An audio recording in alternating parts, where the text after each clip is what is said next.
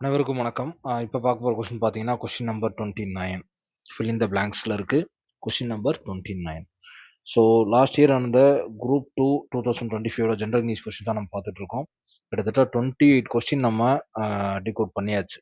எங்கே இருந்திருக்கு, எப்படி ஆன்சர் கண்டுபிடிக்கிறது, நம்ம படித்த மெட்டீரியல் வந்திருக்கா, எல்லாமே போட்டிருக்கு. ஸோ அதே மாதிரி இப்போ 29th கொஸ்டின் பார்க்க fill in the blanks. Dash refer to a situation where borrowing money from banks or other financial institutions becomes difficult, often due to a rising interest rates on a general economic downturn. அதாவது ஓவராலாக இதை பார்த்தீங்கன்னா என்ன சொல்ல வர்றாங்கன்னா, ஒரு word இருக்கு. இந்த word வந்து பணம் வந்து பேங்க்ல வாங்குறதையும் மற்ற ஃபினான்ஷியல் இன்ஸ்டியூஷன்ல வாங்குறதும் ரொம்ப இப்போ டிஃபிகல்ட்டாக இருக்கு. பெரும்பாலும் ஏன்னா இன்ட்ரெஸ்ட் ரேட்டு ரொம்ப அதிகமாக இருக்குது. ஏன் அப்படின்னா எக்கனாமிக் டவுன் டர்னால், எக்கனாமிக் வந்து டவுனில் இருக்கனால இன்ட்ரெஸ்ட்டு அதிகமாக வாங்குறாங்க பேங்க்கில் அப்படிங்கிற மாதிரி சொல்கிறாங்க. ஓகே, இதுதான் இந்த சென்டென்ஸோட ஒரு மீனிங்காக நம்ம மோதிர வாசனை புரியுறது. ஓகேவா? So credit control, credit transfer, credit creation, credit squeeze அப்படிங்கிறது இருக்குது. இப்போ வந்து இந்த கொஸ்டின் எங்கேருந்து கேட்டிருக்காங்க அப்படின்னு பார்த்தீங்கன்னா, ஜென்ரலாக ப்ராக்டிக்கலாக என்ன சொல்கிறது, அட்மினிஸ்ட்ரேட்டிவ் டேர்ம்ஸ்லேருந்து அந்த டாபிக் கீழே இதை கேட்டிருக்கலாம், எல்லாமே கேட்டிருக்கலாம். ஏன்னா அந்த மாதிரி ஒரு டாபிக் 6 to 12th எந்த இடத்துலையுமே தனியாலாம் கொடுக்கல. ஸோ அப்போ நம்ம கொடுத்துருக்க ஒரே சின்ன குழு அட்மினிஸ்ட்ரேட்டிவ் டேர்ம்ஸை பற்றிலாம் தெரிஞ்சுக்கோங்க அப்படின்ட்டு. பட் இதில் பேங்கிங் நடக்கிற அட்மினிஸ்ட்ரேட்டிவ் டேர்ம்ஸை யூஸ் பண்ணியிருக்காங்க.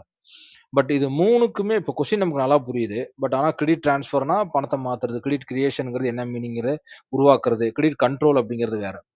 பட் இதுல ஒரே ஒரு ட்ராப்பை ஈஸியா நம்மளால ஒரு ஐடென்டிஃபை பண்ண முடியும். இதுக்கு முன்னாடி கொஸ்டினை பார்த்ததுல இருந்து நான் யோசிக்கிறது என்னன்னா,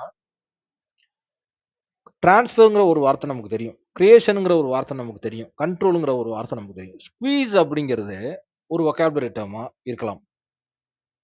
அப்போ கொடுத்துருக்க வேர்ட்லேயே நான் ஒரு 27th கொஸ்டினா 25th கொஸ்டினா தெரியல, கொடுத்துருக்க வேர்டில் வொக்காபுலரி ஆன்சரா இருக்கலாம் அப்படின்னு நான் சொல்லியிருந்தேன். அதே மாதிரி இங்கேயும் என்ன செஞ்சிருக்கு, கிரெடிட் கியூஸுங்கிற வார்த்தை ஆன்சரா இருக்கு. ஓகேவா?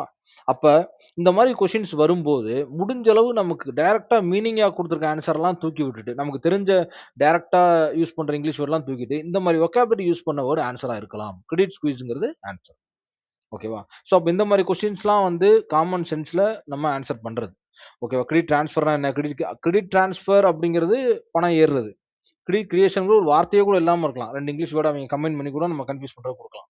பட் இந்த மாதிரி கொஸ்டின்ஸ் வரும்போது கண்டிப்பா நம்ம கேட்காத வார்த்தை, இல்ல ஃபர்ஸ்ட் என்னடா அந்த வார்த்தைக்கு என்ன அர்த்தம்னே தெரியலையேங்கிற வார்த்தை, இதுதான் ஆன்சரா இருக்க வாய்ப்பு இருக்கு.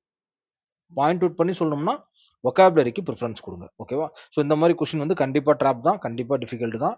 நம்ம ஒண்ணுமே பண்ண முடியாது. 100 கேள்வியில 100 கேள்வி அவன் ஈஸியா கொடுத்துட்டான்னா நம்ம எல்லாருமே 100 வாங்கிருவோமே. இல்லையா? ஸோ அப்படிங்கிறப்ப இந்த மாதிரி கொஸ்டின்ஸ் அட்லீஸ்ட் ஒரு 10, எனக்கு தெரிஞ்சு இப்போ 30 கேள்வியில ஒரு 4 கேள்வி 4 கேள்வி 5 கேள்வி ட்ராப்ல மாட்டிருக்கு. 4ன்னு கூட வச்சுக்கலாம்னு வச்சுக்கங்களேன். 4 கேள்வி. ஆவரேஜா பார்த்தா கூட ஒரு 12 கேள்வி, 13 கேள்வி தான் அவங்களால ட்விஸ்ட்டே வைக்க முடியும் 100 கேள்வியில. பார்ப்போம். Thank you so much. Thank you.